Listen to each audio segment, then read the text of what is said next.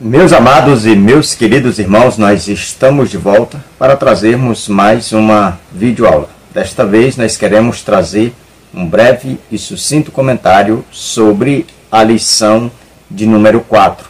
E o estudo de hoje é com base no capítulo de número 5 do livro de Marcos. A lição passada a gente estudou ou examinou o capítulo de número 4, agora nós vamos para o capítulo de número 5, onde a gente vai encontrar neste capítulo 43 versículos. Esses 43 versículos, o autor do Evangelho, João Marcos, ele vai narrar 3 histórias diferentes em 2 cenários. A primeira história vai até o versículo de número 20, onde ele vai falar sobre uma libertação esplêndida feita por Jesus e dando notoriedade à autoridade de Jesus sobre os demônios, sobre o mundo espiritual. Já as 2 outras histórias vão ser narradas na cidade de Cafarnaum, onde Jesus ele vai mostrar, conforme aqui os relatos de Marcos, a gente vai ver que Jesus vai mostrar a sua autoridade também sobre as enfermidades. E a gente vai ver na outra história, Jesus mostrando a sua autoridade também sobre o maior inimigo do homem, que é a morte. A gente vai ver que Jesus ele vai também trazer uma pessoa de volta à vida. Essa pessoa a gente vai ver que é filha de um príncipe da sinagoga, que era e que tinha o nome de Jairo. E a gente vai ver e aprender nessas 3 histórias que Jesus ele vai demonstrar a sua autoridade. Na lição passada, no finalzinho da lição passada, a gente aprendeu que Jesus ele mostrou a sua autoridade sobre o mar e sobre o vento. E a gente vai ver que agora ele vai dar continuidade demonstrando a sua autoridade. Agora, iniciando aqui o capítulo de número 5, a gente vai ver Jesus mostrando a sua autoridade sobre os espíritos imundos. A história vai dizer que Jesus, depois que ele prega para aquela multidão do barco, onde o barco era ali o seu púlpito, ele vai falar sobre a palavra de Deus, como a gente aprendeu na lição passada, sobre as 4 parábolas. Depois é como que se ele pegasse os discípulos pelas mãos e dissesse: agora eu preciso mostrar para vocês na prática aquilo que eu ensinei na teoria. É quando ele manda que os discípulos atravessem para outra margem, e ali, quando eles estão no meio do mar da Galileia, aparece de imediato uma tempestade. E Jesus vai mostrar ali na prática a sua autoridade que ele tinha sobre o vento e sobre o mar. E quando ele desce na praia, coloca a planta do seu pé ali, a gente vê que aquele homem, que a gente vai entender aqui que em Marcos que era um, mas em outro evangelho dos sinóticos vai dizer que era 2 homens. Mas a gente vai perceber que Marcos ele vai dar notoriedade apenas para o mais violento, o mais conhecido, o mais endemoniado. Então a gente vai ver que ele vai se curvar diante de Jesus, adorando e dizendo que ele era filho do Deus Altíssimo. E é onde Jesus ele vai mostrar mais uma vez a sua autoridade. E agora vai demonstrar autoridade não como alguém que está mandando ou autorizando o mau vento, mas alguém também que tem autoridade sobre o mundo espiritual. E é isso que a gente vai discorrer nesses primeiros 20 versículos aqui do capítulo 5 de Marcos. E na sequência a gente vai dar continuidade falando sobre os detalhes vamos dizer que dessa demonstração de autoridade narrada aqui por João Marcos. Então eu te convido a ficar comigo para juntos nós aprendermos um pouquinho mais, para irmos à nossa escola bíblica mais bem inteirado desses assuntos que a gente encontra aqui no capítulo 5 do Evangelho de Marcos. Antes de passar aqui a nossa introdução, depois o textuário, eu preciso pedir a todos os que fazem o uso desta ferramenta para que continue nos ajudando, deixando o seu like, e isso faz com que a gente vá mais adiante, chegue mais adiante e consiga ajudar mais professores e alunos que fazem uso da nossa revista, que é com base aqui no Evangelho de Marcos, nesse último trimestre do ano de 2022. Então não se esqueça de deixar o seu like, se possível, deixe um comentário, compartilhe aí nos grupos locais, para que a gente vá mais adiante e sempre continue avançando, levando aqui essa ajuda, esse auxílio aos professores, superintendentes e alunos da nossa Escola Bíblica Dominical. Então, o nosso textuário ele se encontra em Marcos, capítulo 5, versículo 34, que diz: E ele lhes disse: Filha, a tua fé te salvou, vai-te em paz e fica livre do teu mal. Então, nós vemos aqui que o textuário é com base na história da mulher do fluxo de sangue, já a última sessão aqui do capítulo, onde Jesus vai demonstrar aqui a sua autoridade sobre a enfermidade. E a gente vai ver, ainda no decorrer desta videoaula, que vai haver uma semelhança entre a cura dessa mulher e a ressurreição da filha de Jairo. Então a gente vai guardar essas informações para mais adiante. Então, o nosso textuário é com base na mulher do fluxo de sangue. A nossa verdade prática diz: Jesus triunfa frente a qualquer inimigo, mesmo a morte não tem poder para detê-lo. Então, nós vemos aqui que a nossa verdade prática, ela nos informa que o maior inimigo da humanidade é a morte. A morte, ela tem a capacidade de separar a parte material e a parte imaterial do homem. Então a gente vai ver que Jesus, no seu ministério terreno, ele também vai demonstrar a sua autoridade. E a gente entende, diante dessa verdade prática, que Jesus está dizendo que todas as coisas estão no seu controle, que tudo está no controle. Quem dá a última palavra não é a morte, mas é o Senhor. O Senhor está acima de todo e qualquer interpério da vida que sopre contra nós, porque o Senhor está no controle e a vara que rege todo o universo está na sua mão, como um cetro. E é isso que a gente precisa sair entendendo diante dessa verdade prática. Então a gente vai falar um pouquinho sobre o capítulo 5 de Marcos, e a gente vai discorrer essa videoaula para auxiliar os nossos queridos irmãos, que sempre faz uso desta ferramenta. Então, a nossa Escola Bíblica Dominical, na maioria das igrejas, ela é sempre ministrada aos domingos, pela manhã.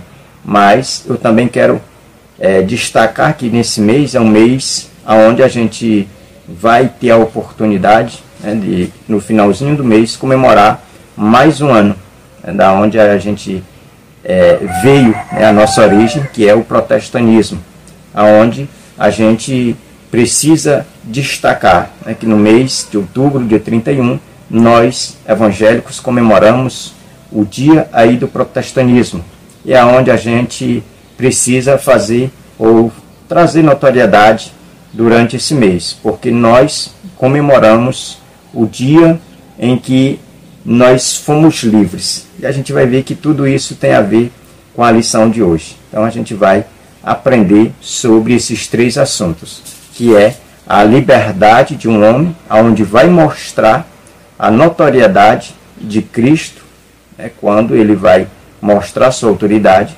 sobre os demônios, e a gente vai ver também essa autoridade sobre a enfermidade e sobre a morte. Então eu te convido a ficar comigo até o final dessa videoaula.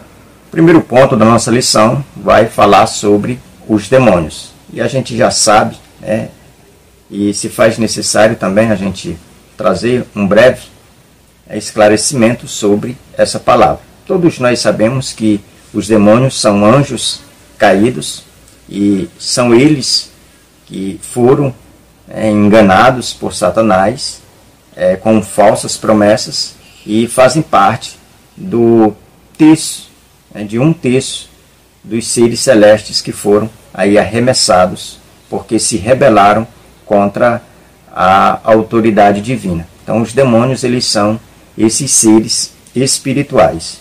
E o primeiro tópico desse primeiro ponto, que fala sobre demônios, a gente vai ver a ação de Satanás. A gente precisa esclarecer que na história da libertação desse homem, a gente vai ver aqui, de acordo com a nossa lição, baseado em um estudo de Warren Wiersbe, que a gente vai ver três trabalhando aqui nessa história. O relato de Marcos, a gente vê essas três, vamos dizer que personalidades trabalhando na história desse homem. A gente vai ver Satanás, a gente vai ver a sociedade e a gente vai ver Jesus.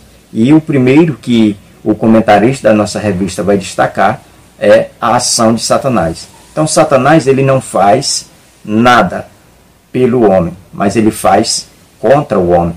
É isso que a gente vê aqui no primeiro tópico dessa lição, que a gente vai ver que Satanás, ele vai fazer de tudo para que aquele homem ele seja destruído. Vai roubar a sanidade dele, vai roubar a sua alegria, vai tirar a sua razão. A gente vai perceber que com os relatos, as informações que a gente encontra aqui em Marcos e nos outros evangelhos concernente a esse assunto, a gente vai ver que aquele homem, ele perdeu a sua razão.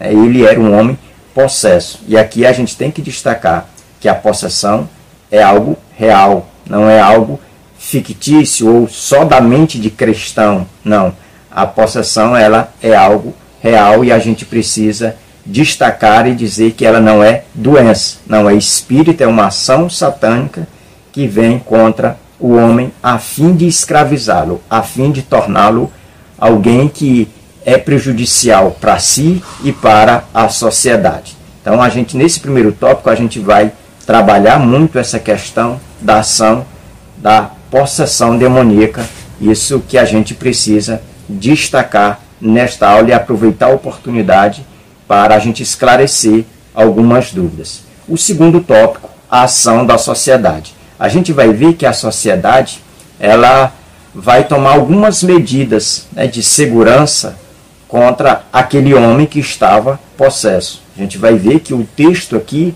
vai nos esclarecer que essa sociedade, ela vai algemá-lo, ela vai lançar na cela, ela vai botar grilhões nos seus pés, que era uma bola de ferro, que era conectada a uma corrente e presa com algemas nos pés. E a gente vai ver que esse homem, ele tinha uma força sobrenatural, porque ele estava possesso. E a gente vai ver que ele vai quebrar essas algemas, ele vai quebrar até os agrilhões e vai se soltar e sair, pelo meio da cidade, fazendo mal. E o texto vai dizer que ele vai procurar um lugar, que era deserto, cemitério, que era um lugar impuro, porque este homem, ele estava impuro, porque a gente vai perceber que ele estava sob uma possessão, ele estava sendo possuído pelas forças satânicas, e a gente vai ver também que ele era gentil. Então o olhar dos judeus para aquele homem é de que aquele homem, ele era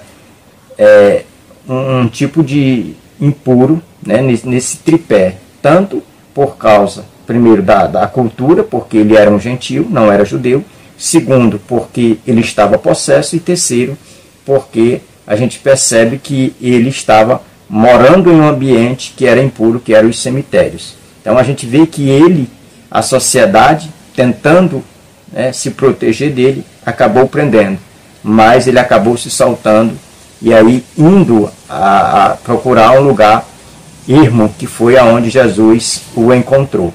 E a gente vê que no final da história, essa sociedade ainda vai demonstrar mais uma vez que é mais preocupado com os bens materiais do que com o bem que era aquela pessoa, aquele ser humano. Então a gente vê que a sociedade, ela não tem muito a oferecer ou nada a oferecer ao homem com relação à salvação, com relação vamos dizer que ao bem, à alma dessa pessoa. Então Satanás, ele não faz nada para ajudar, mas para atrapalhar, para prejudicar a humanidade. A sociedade, ela não tem muito o que oferecer, porque nesse caso aqui, só Jesus era a solução.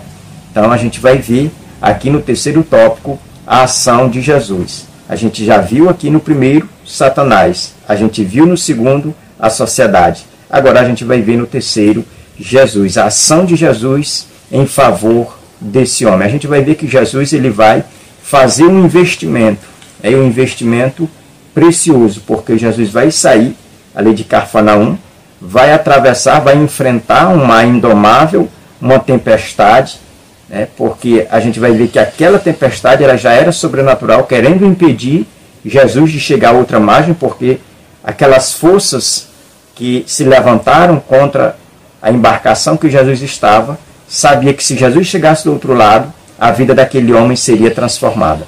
E a gente vai perceber que houve essa transformação, que Jesus ele investe aonde a sociedade não tem jeito, aonde Satanás está trabalhando contra.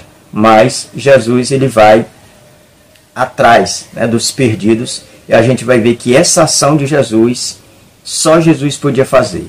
Era impossível para qualquer outro ser humano ou para qualquer pessoa fazer alguma coisa para libertar aquele homem. Era só Jesus na causa, e a gente vê que João Marcos, o escritor, ele vai escrever tudo que foi presenciado ali pelos discípulos. A gente vai ver uma libertação de um homem que já há muito tempo ele tinha perdido a noção. Ele tinha perdido aí a noção de que ele era um ser humano. Ele vivia, como o texto diz, é bem categórico, diz que ele vivia despido. Ele vivia com os cabelos grandes, ele vivia com a barba grande, todo esfarrapado, porque ele tinha sido, de uma certa forma, sido possesso e ao mesmo tempo expulso da sociedade. Não servia para os méritos da sociedade. Então Jesus o encontra e Jesus liberta. Mas a história vai dizer que Jesus ele vai ser expulso da terra dos gentios, porque aquela sociedade condenou que aquela obra de Jesus foi prejudicial para ela. Então Jesus se retira, volta a Cafarnaum, e quando ele retorna a Cafarnaum, já tem uma grande multidão o esperando ali. É aonde vai se dar aqui o nosso segundo ponto da nossa revista, que fala a autoridade sobre as doenças.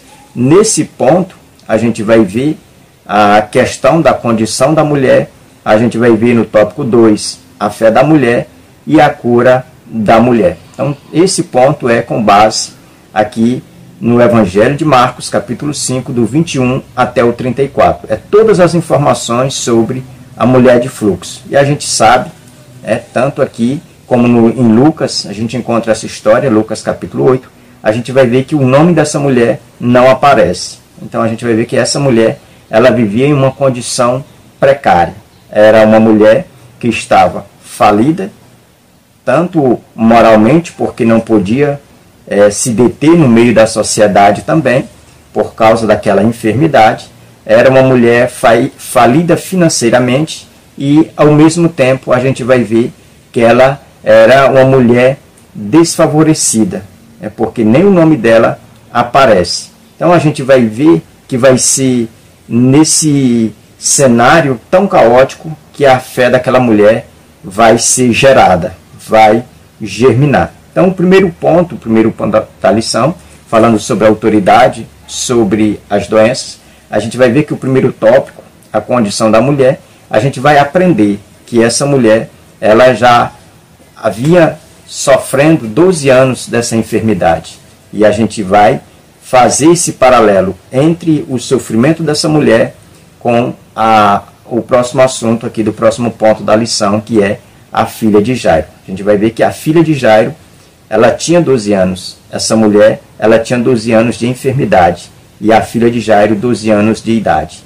Mas ambas, necessariamente, elas estavam precisando de Jesus. E é isso que a gente vai destacar. O segundo tópico, a fé da mulher. Nesse segundo tópico aqui, a gente precisa destacar que essa mulher, ela, diante daquela circunstância, daquele momento circunstancial, a fé dela foi gerada. A gente vê que todas as circunstâncias não contribuíram para que aquela mulher chegasse à cura. Mas a gente vai ver que ela foi de encontro, todas as barreiras, todos os obstáculos, a fim de alcançar, ou a fim de viver na prática a sua fé. porque ela colocou no seu coração: se eu apenas tocar na sua orla, eu serei curada. Então a gente vai ver que essa mulher, ela se esforçou, né, para correr atrás aí da sua fé. Então é isso que a gente precisa destacar diante desse tópico também. Terceiro, a cura da mulher. A gente vai ver que essa mulher, ela vai chegar no final, aqui de acordo com o versículo 29, ela vai chegar no final da sua caminhada diante de Jesus, ela vai conseguir tocar na orla do vestido, ela vai ser curada instantaneamente. O texto vai dizer que instantaneamente tocou, algo aconteceu e logo ela foi curada. Mas depois Jesus procura quem lhe tocou, e aí ela se manifesta no meio da multidão. É onde Jesus vai determinar aqui o que a gente leu no textual. Jesus vai dizer para que ela vá em paz, porque ela tinha sido curada.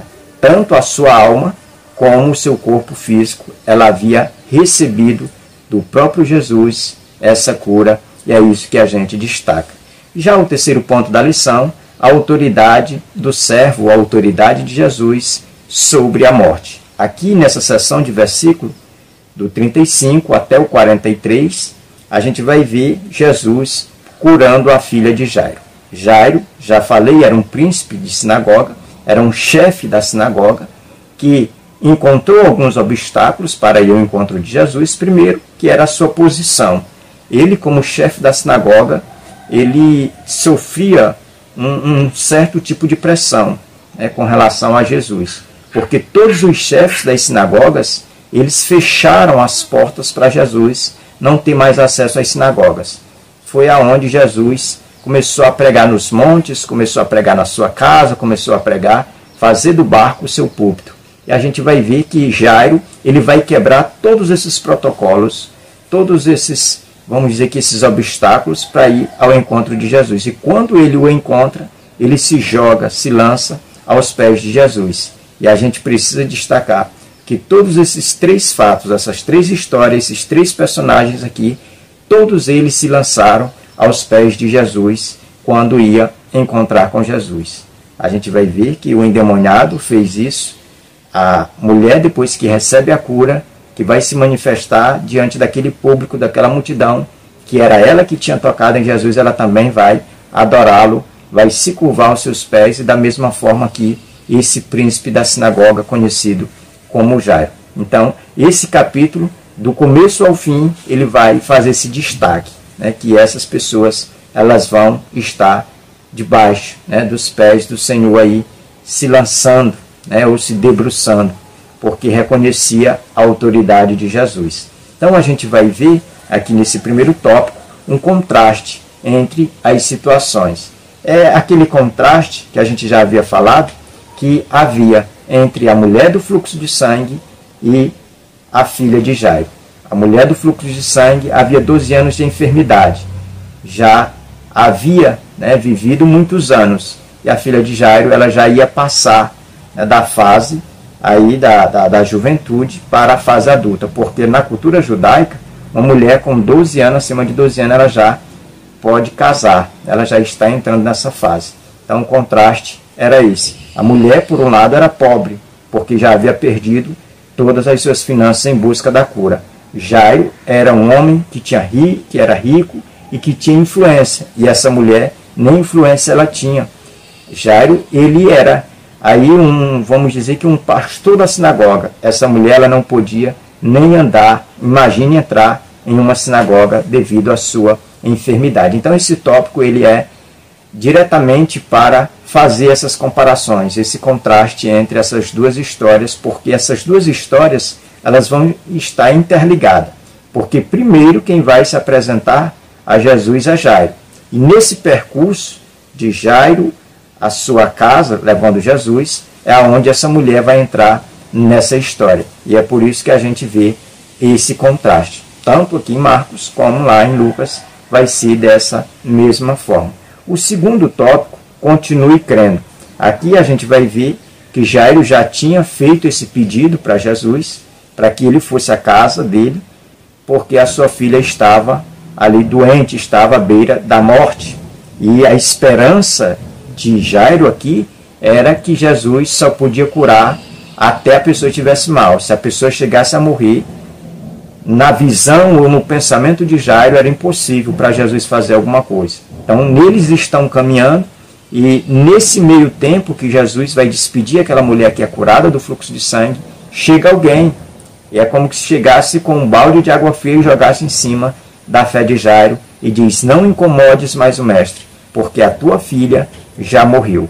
E a história vai dizer que Jesus vai lançar um olhar sobre o olhar de Jairo e vai dizer: não temas, creia somente, e ela será salva.